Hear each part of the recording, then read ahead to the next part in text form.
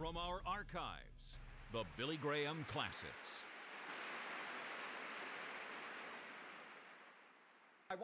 Quero que abram comigo para o último sermão, no terceiro capítulo de 2 Pedro.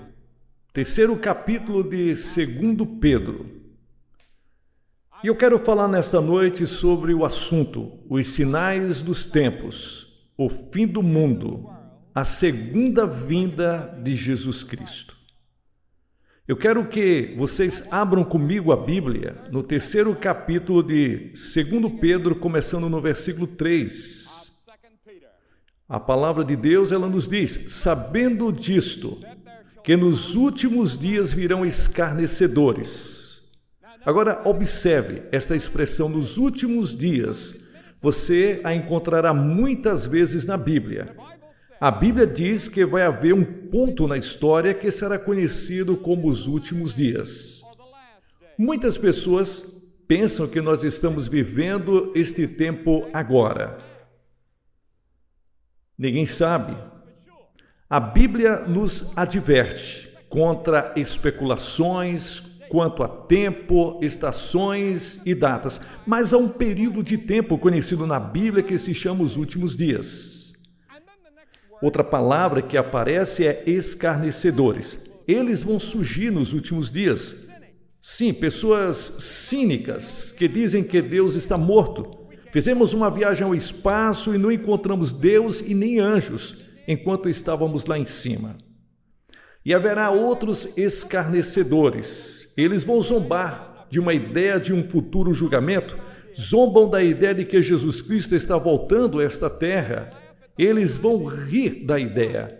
E a próxima frase diz: andando segundo suas próprias concupiscências. Eles não querem que Jesus Cristo volte, eles não querem que Cristo venha. E a Bíblia diz que não querem que Jesus interfira no seu modo de vida, porque eles estão amando os seus pecados, a sua luxúria. Eles amam tudo isso, eles não querem que Cristo venha. Eles não podem aceitar a ideia que Deus é um Deus de juízo. Agora, nós sabemos que Deus é um Deus de amor, mas também sabemos que Deus é um Deus de misericórdia, mas Deus também é um Deus de ira.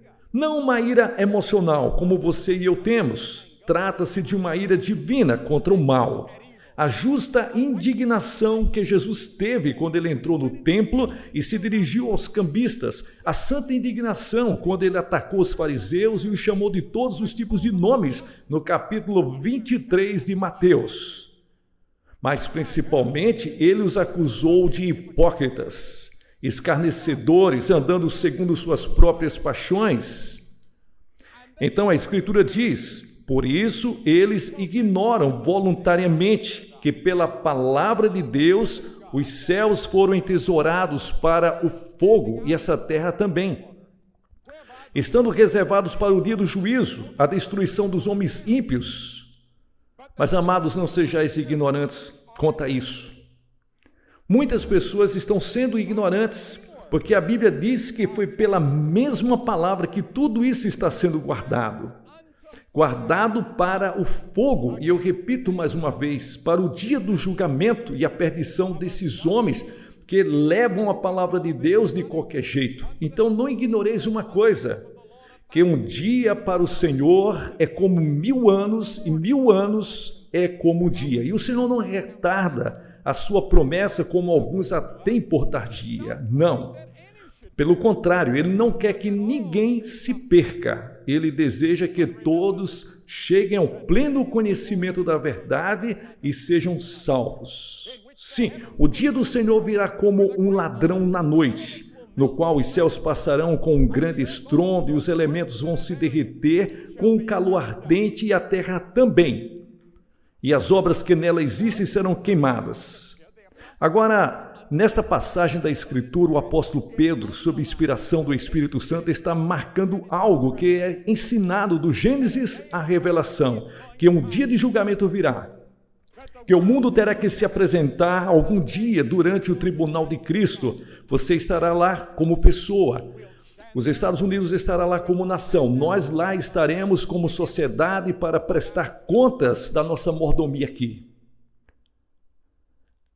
A Bíblia, ela ensina que no final dos tempos, enquanto nos movemos em direção ao fim, será um tempo muito perigoso de destruição, ilegibilidade, imoralidade, ilegalidade tão grande que Deus terá que intervir e parar com toda esta situação para nos livrar do genocídio total.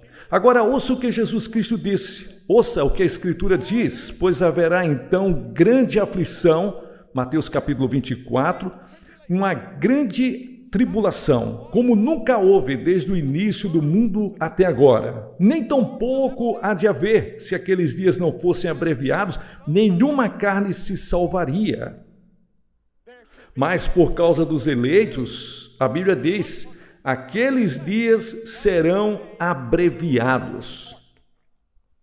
Deus diz, eu não vou deixar que o ser humano exploda em uma guerra atômica, eu vou impedir e vou fazer por amor aos eleitos. Por isso, é tão importante para os crentes compreender, embora sejamos um pequeno número, minoria, para o nosso bem a raça humana será salva. A causa desses pequenos remanescentes que crê, Deus poupará a raça humana, ela será salva. É isso que a Escritura diz. Agora você não precisa acreditar nisso. Só estou citando Jesus Cristo, foi Jesus Cristo que disse.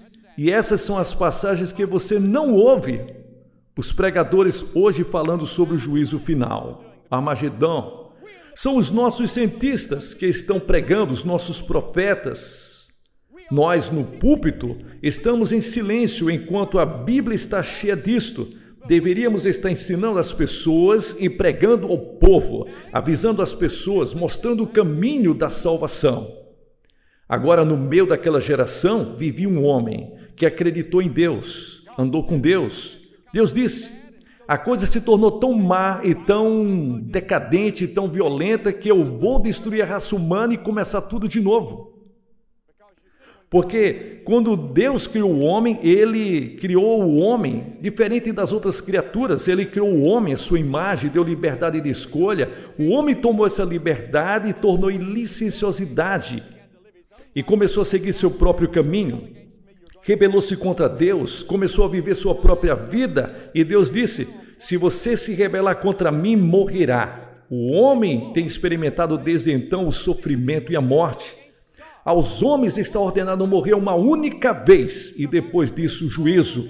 O pecado é rebelião contra Deus. Todos somos rebeldes. A Bíblia não nos diz. Todos pecaram e destituídos estão da glória de Deus e estamos sob a sentença de morte. Estamos todos completamente sob a sentença de morte. E o salário do pecado é a morte.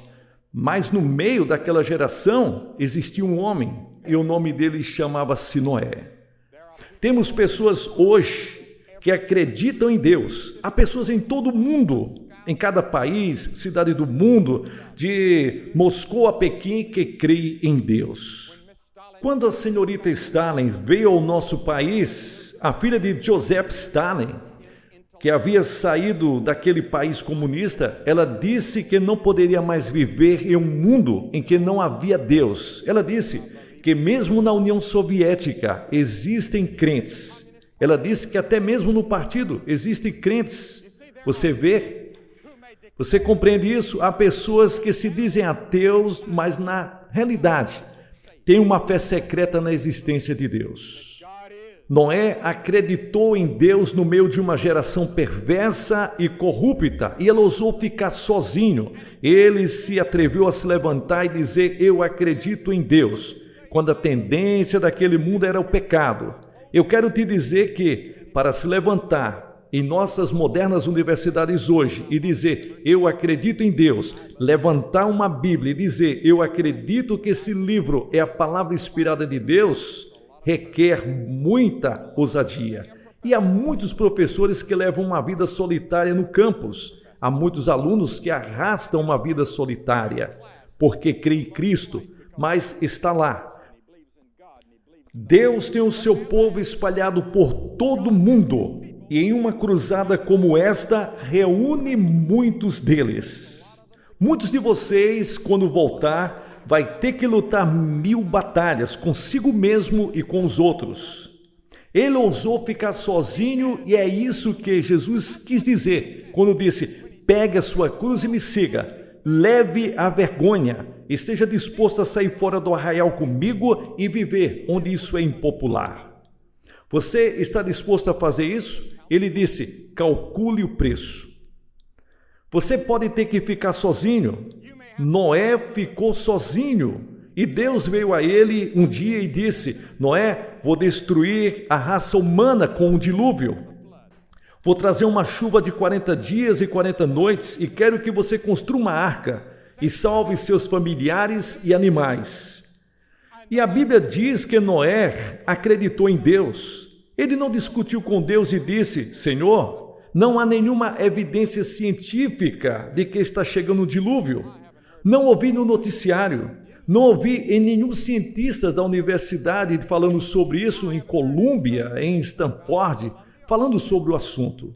A Bíblia diz que pela fé, Noé, sendo advertido por Deus das coisas ainda não vistas, que ainda não aparecia nenhuma evidência, sendo temente a Deus.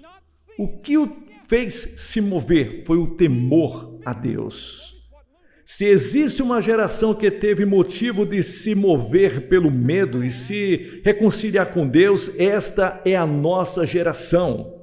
As manchetes estão gritando para nós todos os dias. Eu acho que foi o presidente do Supremo Tribunal, Warren, que disse que começava a ver o jornal na seção de esportes para ver o que o homem estava realizando. E então ele voltava para a primeira página para ver as falhas do homem. E há muita verdade nisso.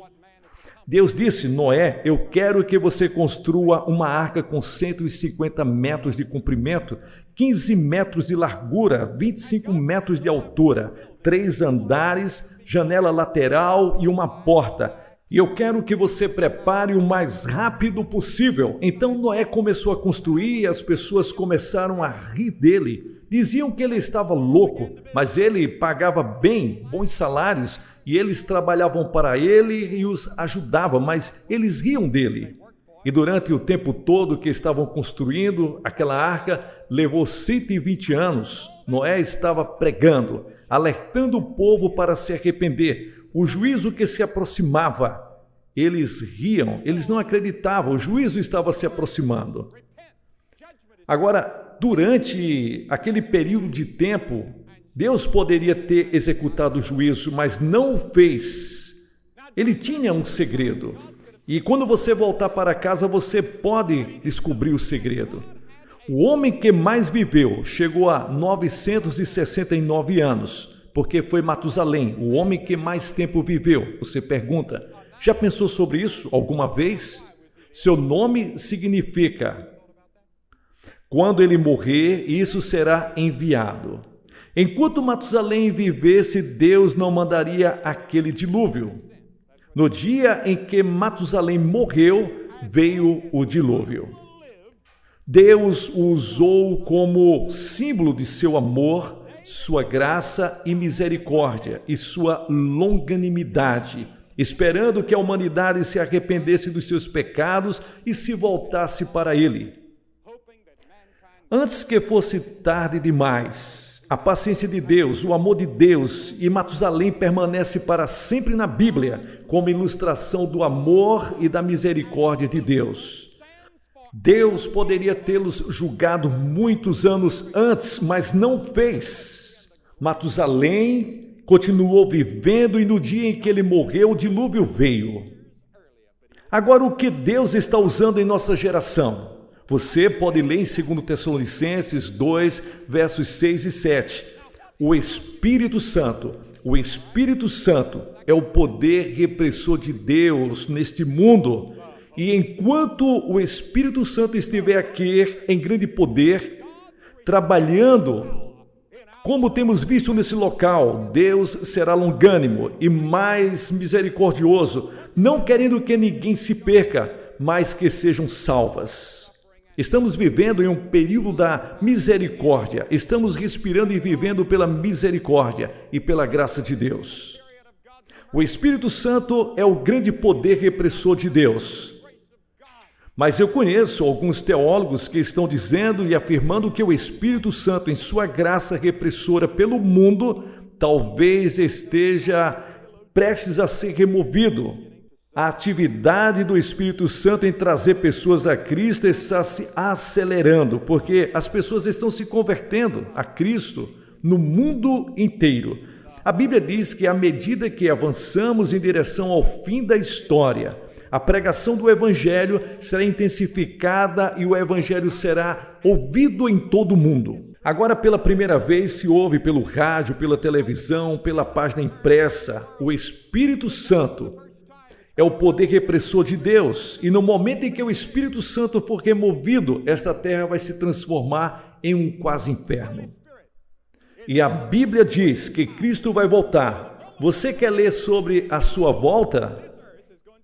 Eu vou ler para você. Há tantas passagens na Bíblia que tratam da volta de Cristo que é quase impossível lê-las todas. No capítulo 19 do Apocalipse, ouçam essas palavras, começando no versículo 11. E eu vi o céu aberto, e eis um cavalo branco, e o que estava sentado sobre ele era chamado Fiel e Verdadeiro, e com justiça julga e peleja com justiça. Os seus olhos eram como chama de fogo, e em sua cabeça há muitas coroas, e ele tinha um nome escrito que ninguém sabia senão ele mesmo. Está vestido com um manto tinto de sangue, e o seu nome se chama a Palavra de Deus. E seguem os exércitos que estavam no céu, montando cavalos brancos, com vestiduras de linho finíssimo, branco e puro. Saía de sua boca uma espada afiada, e com ela fere a terra. E ele mesmo as regerá com vara de ferro, e ele pisará o lagar da ira do Deus Todo-Poderoso. E ele tem no seu manto, em sua coxa, escrito o nome: Rei dos Reis e Senhor dos Senhores. Sim, ele está voltando e da próxima vez não vai ser mais como o bebezinho lá de Belém, porém como o poderoso Rei dos Reis e Senhor dos Senhores. E ele mesmo disse que está voltando para intervir na história, a fim de salvar o mundo da autodestruição, porque Deus ama o mundo. E então a Escritura diz algo mais, diz que esta esperança nos purifica. Em outras palavras, isso faz parte da nossa santificação. Crescendo na graça e no conhecimento de Cristo, espero que Cristo volte. Nossa esperança está centralizada nisso, na sua aparição. Deve nos levar a viver vidas puras, obedientes. E então a Escritura diz que devemos vigiar. É isso que nós estamos fazendo esta noite, estamos vigiando. Tenho o hábito de ir para a cama à noite pensando logo antes de dormir. E se ele voltar esta noite? E acordo de manhã e digo, será que Deus vai voltar hoje? Meus primeiros pensamentos. E eu gostaria de vê-lo voltar. Que maravilhoso será esse dia! Todas as nossas dores e sofrimentos ficarão para trás. Todas as nossas lágrimas, os nossos problemas serão resolvidos. Que dia bendito vai ser! Jesus irá governar. E os problemas sociais que estamos lutando agora e tentando consertar vão se resolver. Eles serão totalmente resolvidos. O problema racial vai ser resolvido, o problema da doença, da enfermidade vai ser removido, da pobreza, da guerra.